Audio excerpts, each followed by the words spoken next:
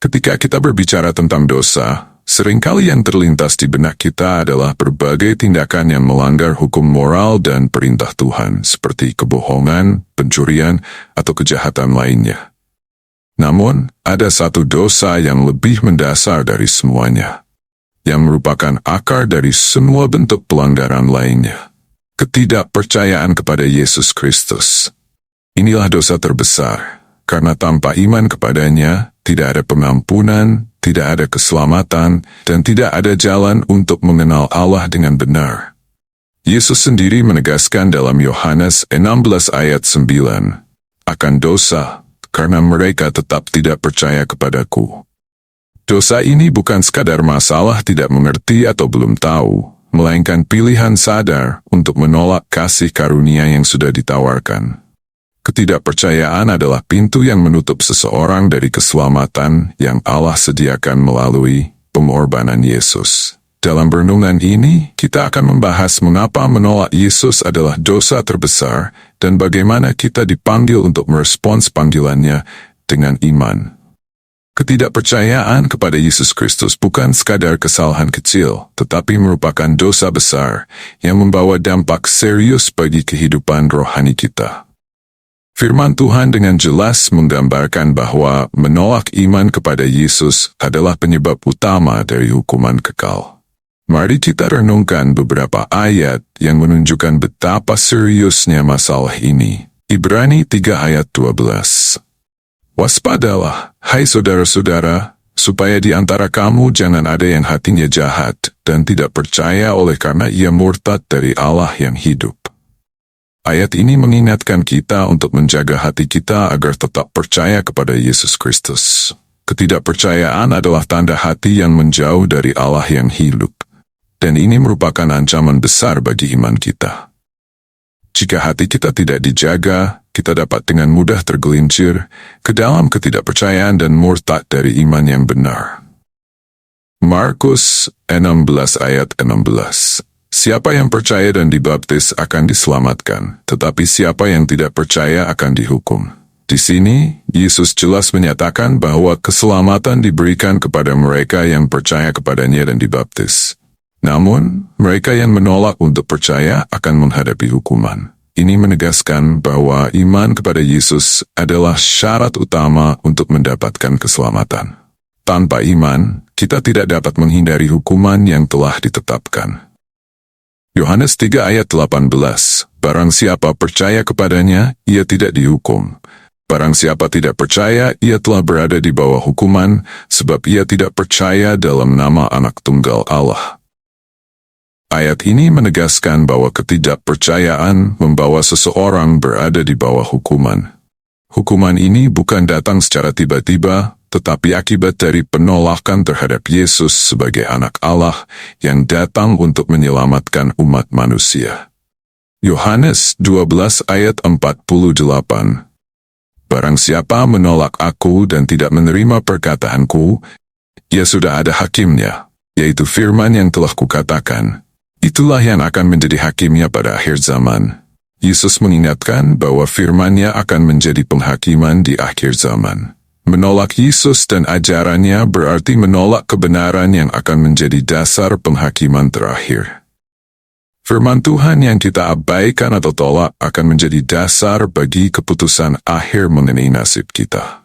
Roma 11 ayat 20, baiklah, mereka dipatahkan karena ketidakpercayaan mereka, dan kamu tegak tercacak karena iman. Janganlah kamu sombong, tetapi takutlah. Ketidakpercayaan menyebabkan seseorang dipatahkan dari keselamatan, sementara iman adalah yang menegakkan kita. Ini mengingatkan kita bahwa kita harus tetap rendah hati dan tidak sombong, menyadari bahwa keselamatan kita bergantung pada iman kita kepada Kristus, bukan pada kekuatan atau usaha kita sendiri. Hari ini, firman Tuhan mengingatkan kita akan bahaya besar dari ketidakpercayaan kepada Yesus Kristus.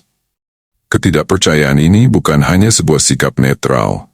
Ia adalah penolakan aktif terhadap anugerah keselamatan yang telah Allah berikan melalui Kristus. Ketidakpercayaan bukan hanya mengabaikan tawaran keselamatan, tetapi juga membawa kita ke dalam kondisi hukuman dan jauh dari kasih karunia Allah. Renungkanlah hari ini. Apakah ada area dalam hidup Anda di mana Anda meragukan atau menolak janji-janji Tuhan? Apakah Anda benar-benar percaya kepada Yesus Kristus sebagai Juru Selamat dan Tuhan? Jangan biarkan ketidakpercayaan atau keraguan menghalangi Anda dari menerima keselamatan yang telah ditawarkan secara cuma-cuma. Kita dipanggil untuk percaya dengan sepenuh hati kepada Yesus dan mengikuti ajarannya. Marilah kita meminta Tuhan untuk memperkuat iman kita, agar kita tidak hanya percaya pada saat-saat mudah, tetapi juga di tengah tantangan dan kesulitan. Hanya dengan iman kepada Yesus, kita dapat menerima keselamatan dan hidup yang kekal. Salam saudara-saudara terkasih. Hari ini kita akan merenungkan satu topik yang sangat penting dalam kehidupan iman kita. Dosa ketidakpercayaan. Firman Tuhan mengajarkan kita bahwa ketidakpercayaan kepada Yesus Kristus bukan hanya sebuah kesalahan, tetapi sebuah dosa besar yang dapat membawa konsekuensi serius bagi kehidupan kita. Ketidakpercayaan ini bukan hanya menolak suatu ide atau ajaran, tetapi penolakan terhadap anugerah keselamatan yang telah Allah berikan melalui Yesus Kristus. Dalam ayat berikut, kita akan melihat bagaimana ketidakpercayaan dapat menjauhkan kita dari Tuhan dan mengakibatkan hukuman yang telah ditetapkan. Sebelum kita melanjutkan untuk merenungkan firman Tuhan, marilah kita berdoa. Bapa Surgawi yang Maha Kuasa, kami datang di hadapan-Mu dengan hati yang penuh ucapan syukur atas kasih-Mu yang tak terhingga. Terima kasih Tuhan, karena Engkau telah memelihara kami hingga saat ini, memberikan kami kesempatan untuk bernafas, dan terutama memberi kami hak istimewa untuk merenungkan firman-Mu hari ini. Kami sadar bahwa tanpa anugerah-Mu, kami tidak mungkin bisa mengerti kebenaran yang begitu mendalam ini. Ya Tuhan, pada saat ini kami mengakui segala kelemahan dan keterbatasan kami. Kami seringkali terjebak dalam keraguan, ketidakpercayaan, dan kebimbangan. Oleh karena itu kami mohon, bukalah hati kami agar dapat menerima kebenaran firman-Mu dengan iman yang teguh. Singkirkan segala penghalang yang mungkin membuat kami sulit mendengar suara-Mu, dan jadikan kami tanah yang subur untuk menerima benih firman-Mu. Biarlah firman-Mu berakar kuat di dalam hati kami, dan menghasilkan buah yang baik dalam kehidupan kami sehari-hari. Kami juga memohon agar Engkau mengutus Roh Kudus-Mu untuk menyertai kami saat kami merenungkan firman-Mu. Bimbinglah setiap pikiran, kata, dan renungan yang akan kami sampaikan.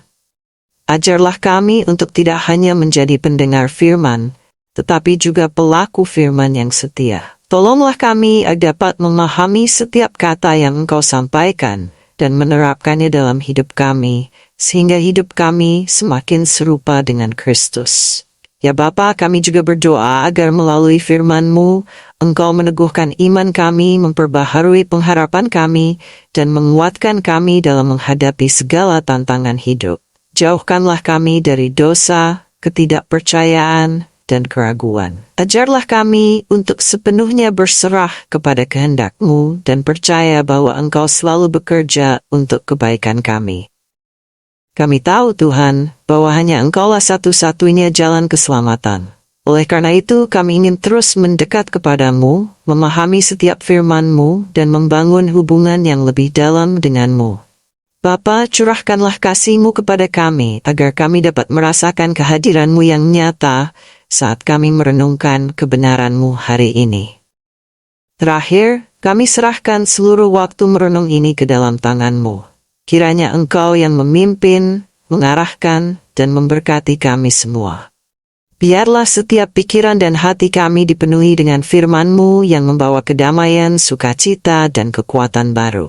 Kami berdoa hanya di dalam nama Tuhan Yesus Kristus, Juru Selamat kami yang hidup. Amin. Firman Tuhan di dalam Yohanes 16 ayat 9, Yesus berkata, "Akan dosa, karena mereka tetap tidak percaya kepadaku." Yohanes 16 ayat 9 menegaskan bahwa dosa terbesar adalah ketidakpercayaan kepada Yesus Kristus. Ini bukan sekadar ketidaktaatan atau melakukan kesalahan moral, tetapi penolakan terhadap keselamatan yang sudah Allah tawarkan melalui putranya.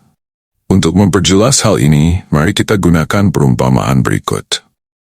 Bayangkan di sebuah desa kecil, ada seorang raja yang sangat bijaksana dan penuh kasih. Dia memerintah kerajaan besar yang makmur dan sejahtera, dan selalu peduli terhadap kesejahteraan rakyatnya. Suatu hari, desa itu dilanda wabah penyakit yang mematikan. Banyak penduduk desa mulai jatuh sakit dan meninggal dunia, dan mereka tidak tahu bagaimana caranya untuk sembuh. Raja yang baik hati ini mendengar kabar tentang wabah tersebut dan merasa sangat prihatin. Dia pun mengirim utusan terbaiknya, yang tidak lain adalah putranya sendiri, ke desa tersebut dengan membawa obat yang bisa menyembuhkan semua orang dari penyakit itu. Putranya pergi dari pintu ke pintu, mengetuk rumah-rumah, dan menawarkan obat itu kepada semua orang secara cuma-cuma. Dia menjelaskan bahwa obat itu adalah satu-satunya cara untuk sembuh dari wabah dan kembali sehat. Namun, tidak semua orang mempercayai putra raja. Beberapa penduduk desa menolak membuka pintu, berpikir bahwa mereka bisa menemukan obat sendiri. Yang lain malah mengejek putra raja dan mengatakan bahwa mereka tidak percaya kepada siapapun yang datang dari istana. Mereka bahkan menuduh putra raja hanya ingin menipu atau mengambil keuntungan dari situasi mereka. Meski putra raja sudah menunjukkan kasih dan kerelaan berkorban untuk menyelamatkan mereka, banyak yang tetap memilih untuk tidak mempercayainya dan tidak menerima obat yang dibawanya. Ada juga penduduk desa yang merasa ragu dan takut. Mereka menganggap dirinya tidak layak menerima obat itu, atau mereka takut efek samping yang mungkin timbul. Akibatnya, mereka tetap sakit dan lambat laun meninggal dunia, bukan karena tidak ada obat, melainkan karena mereka menolak percaya dan menerima obat yang sudah diberikan secara cuma-cuma. Perumpamaan ini adalah gambaran tentang Yesus Kristus dan keselamatan yang Dia tawarkan. Yesus datang ke dunia sebagai Putra Allah, membawa obat untuk dosa, yaitu pengorbanannya di kayu salib. Dia menawarkan keselamatan kepada siapa saja yang mau percaya kepadanya dan menerima anugerahnya. Namun, banyak orang menolak untuk percaya. Beberapa merasa bahwa mereka bisa menyelamatkan diri sendiri atau mencari cara lain, sementara yang lain tidak percaya bahwa Yesus benar-benar adalah utusan Allah. Ada juga yang merasa takut atau tidak layak untuk menerima keselamatan itu. Ketidakpercayaan ini menjadi dosa terbesar, karena mereka menolak satu-satunya jalan menuju keselamatan. Seperti dalam perumpamaan tadi, penduduk desa yang menolak percaya kepada putra raja bukan hanya menolak obat fisik, tetapi menolak hidup itu sendiri. Ketika seseorang tidak percaya kepada Yesus, mereka bukan hanya menolak ajarannya, tetapi juga menolak jalan satu-satunya untuk menerima pengampunan dosa dan kehidupan kekal. Dosa ketidakpercayaan ini bukan hanya tentang ketidakpastian atau keraguan intelektual, melainkan tentang penolakan untuk menerima kebenaran yang sudah jelas dan penuh kasih. Seperti penduduk desa yang sakit, dunia ini sedang dalam keadaan sakit karena dosa. Dan satu-satunya obat yang bisa menyelamatkan adalah Yesus Kristus. Menolak Dia berarti tetap berada dalam keadaan dosa, terpisah dari Allah, dan kehilangan kesempatan untuk mengalami kehidupan yang kekal bersamanya. Dengan perumpamaan ini, kita diingatkan bahwa ketidakpercayaan bukan hanya sikap netral. Itu adalah keputusan aktif untuk menolak kasih karunia Allah yang sudah dinyatakan melalui Yesus Kristus. Dan inilah yang membuat dosa ketidakpercayaan menjadi dosa terbesar. Karena itu menutup pintu terhadap keselamatan yang telah disediakan dengan pengorbanan yang tak terukur. Firman Tuhan terakhir di renungan hari ini terdapat di dalam Yohanes 8 ayat 24. Karena itu tadi aku berkata kepadamu, bahwa kamu akan mati dalam dosamu. Sebab jikalau kamu tidak percaya bahwa akulah Dia, kamu akan mati dalam dosamu. Ayat ini menyampaikan salah satu peringatan penting dari Yesus tentang konsekuensi serius dari ketidakpercayaan. Yesus sedang berbicara kepada orang-orang Yahudi yang meragukan identitasnya sebagai Mesias, anak Allah yang diutus untuk menyelamatkan dunia dari dosa. Di sini, dia menyatakan bahwa jika mereka tidak percaya kepadanya, mereka akan mati dalam dosa-dosa mereka.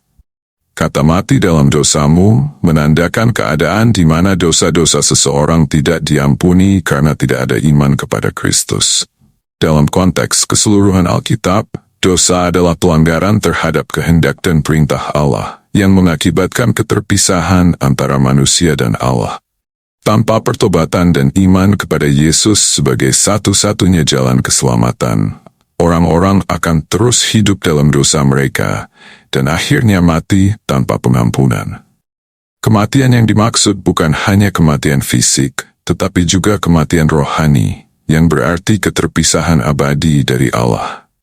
Pernyataan Yesus ini juga memperlihatkan bahwa dosa terbesar adalah ketidakpercayaan. Meski banyak perbuatan dosa lainnya yang dapat diperbuat oleh manusia, dosa yang paling menentukan hubungan kita dengan Allah adalah ketidakpercayaan kepada Yesus. Tanpa kepercayaan ini, tidak ada pengampunan, tidak ada pemulihan hubungan dengan Allah, dan tidak ada keselamatan. Ketika seseorang menolak Yesus, mereka menolak tawaran Allah untuk pengampunan dan kehidupan kekal, sehingga mereka tetap terikat pada dosa-dosa mereka.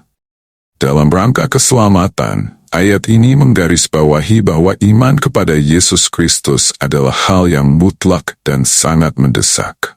Tanpa iman kepadanya, manusia tidak akan memperoleh keselamatan dari dosa-dosa mereka, dan akan menghadapi konsekuensi kekal, yaitu keterpisahan abadi dari Allah dalam kematian rohani. Ayat ini adalah panggilan yang kuat bagi setiap orang untuk percaya dan menerima Yesus sebagai Tuhan dan Juru Selamat, agar dapat memperoleh pengampunan dosa dan hidup yang kekal. Sebagai penutup, marilah kita renungkan pesan yang telah kita dengar hari ini. Yesus mengingatkan kita bahwa iman kepadanya adalah jalan satu-satunya untuk memperoleh pengampunan dosa dan hidup kekal.